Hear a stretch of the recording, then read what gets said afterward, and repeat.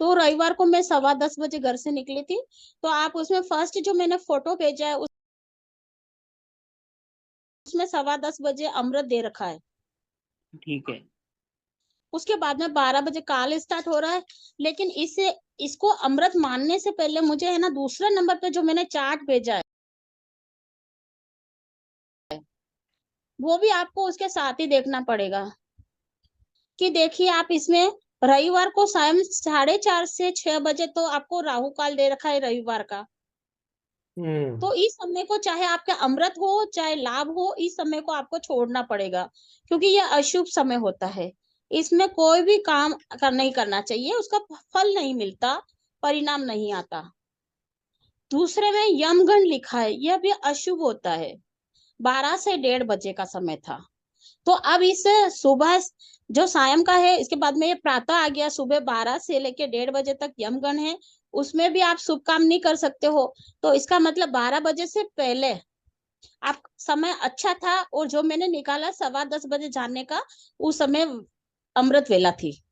तो अमृत वेला में सभी कार्य अच्छे होते हैं। तीसरा नंबर पे है गुलिक समय। इसको शुभ माना जाता है। इसमें आप काम कर सकते हो, कोई भी जैसे यात्रा कर सकते हो। आप कोई जैसे छोटा मोटा किसी चीज को खरीदना है तो वो खरीद सकते हो। और किसी से कहीं किसी से मिलने जाना है या कोई डील करनी है तो ये भी कर सकते हो, क्योंकि ये शुभ है, इसमें शुभ परिणाम मिलता है। तो ये समय था दिन में 3 से 4:30 बजे का। तो इस तरह से इस समय को जो दो समय हमें छोड़ने पड़ते हैं वो है राहु काल और यमगंड। तो आप जैसे आप अभी ये मिलाओगे ना पीछे से कोई इसमें, जैसे आप गुरुवार को ले लो। आप गुरुवार को जैसे 12 बजे देखो आप, गुरुवार को जैसे ये 12 बजे लाभ दे रखा है।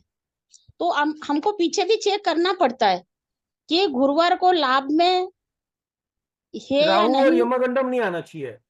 हाँ, राहु और यमगण का, चाहे चौगड़िया में आपको अमृत दे रखा है, चाहे लाभ दे रखा है, चाहे चल दे रखा है, लेकिन ये सभी अच्छे होते हैं। लेकिन आपको ये समय अगर उसी समय मिल रहा है तो इस समय को छोड़ना पड़ता है। बराबर। हम यहाँ साउथ इंडिया में प्रॉपर फॉलो करते हैं राहु काल और हाँ जी, यमगंडम में कोई काम नहीं करते हम लोग। हम नहीं करते, मैं भी नहीं करती और नहीं किसी को हाँ, देती हूँ ये समय। बेसिकली साउथ इंडिया में बहुत मानते हैं इसको। जी हाँ। और मेरे को एक चीज और पूछना था। जो जी, अभिजीत मुहूर्त आता है दोपहर ये को। हर रोज आता है अभिजीत हाँ, मुहूर्त। आपके हमेशा 11, 11:15 से लेकर के 12:30 के बीच में आता है। बीच में आता लेकिन है। बुधवार के दिन कभी भी आप अभिजीत मुहूर्त समझ के आप कभी भी किसी चीज का मुहूर्त ना करें, क्योंकि बुधवार के हाँ, दिन अभिजीत मुहूर्त नहीं आता, उस समय नहीं आता है। राहु काल होता है। बिल्कुल बिल्कुल। नहीं, जनरली अगर अभिजीत मुहूर्त आए और उस टाइम अगर कोई दूसरा अशुभ चीज अशुभ काल बताता है, लेकिन वो अभिजीत मुहूर्त उसको ओवरराइड करता है, मतलब अभिजीत मुहूर्त को माना जाता है हम्म। बुधवार के अलावा। हाँ। नहीं, बराबर है। बाकी ये दूसरे दिनों को अभिजीत माना जाता है। माना क्योंकि जाता है। जैसे आप 27 नक्षत्र गिनते हो तो 28वां नक्षत्र अभिजीत होता है। हम्म।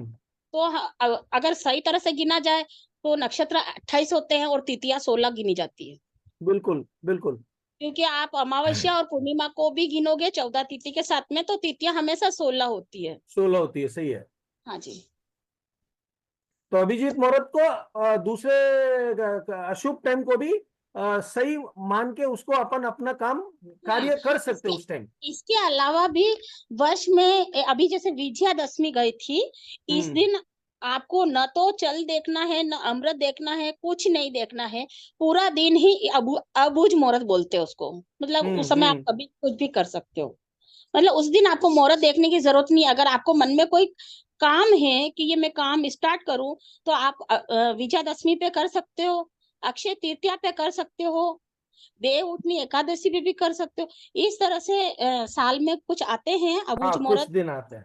जैसे गुरु हम पुष्य भी आएगा अभी, जैसे आ रहा है। हमारे जैसे मेवाड़ में तो हम लोग है ना, सप्तमी आती है ना, शीतला सप्तमी, उसको भी हाँ, अबुझ मुहूर्त में गिनते हैं। अच्छा अच्छा अच्छा, और पूरा दिन। हमेशा अगर जैसे पंचांग में कोई मुहूर्त दे रखा है जैसे नींव पूजन का या गृह प्रवेश का, तो वो हम्म पर्टिकुलर सबके लिए नहीं होता। हम्म वो निकालना पड़ता है, वो मैथमेटिकल गणना होती है, उसी के अकॉर्डिंग निकालना पड़ता है, क्योंकि उस समय आपको चंद्रमा की कलाएं देखनी पड़ती है, सूर्य से लेकर, सूर्य का जो नक्षत्र है वहां से लेकर के चंद्रमा के नक्षत्र गिनने पड़ते हैं, और उसको वृषभ चक्र बोलते हैं। करेक्ट। तो उसको गिनने के बाद ही आप मुहूर्त निकाल सकते हो।